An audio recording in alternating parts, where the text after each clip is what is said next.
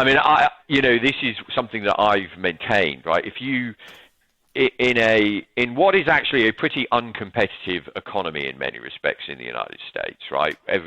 Oligopolistic from everything from, as we found out, slaughterhouses through internet providers, through purchasing of white goods, right, where you have to stick to the MSRP.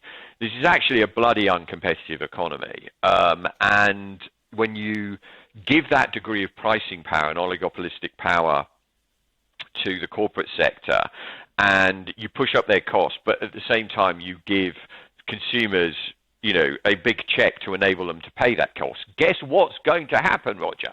The US corporate sector is going to stick its hand in your pocket to the point that it extracts every single last red cent and more. Yeah. So if you're the Fed, the only solution basically, and this is why we've maintained this, is you have to crush demand, because moral suasion is never going to work on the corporate sector, right? You're going to have to crush demand to the point that the US corporate sector cannot pass those price increases through.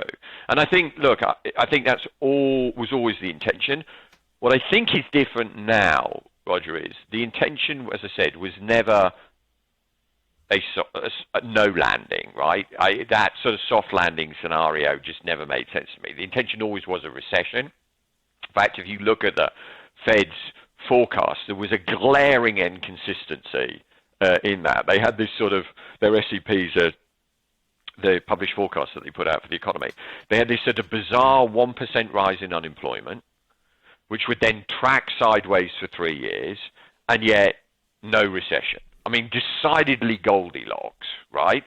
And inflation would fall the whole time. The trouble is, it's never occurred in the post-war period. You've never had a 1% increase in unemployment without a recession, and inflation and unemployment never really track sideways. Once it starts to rise, it goes up.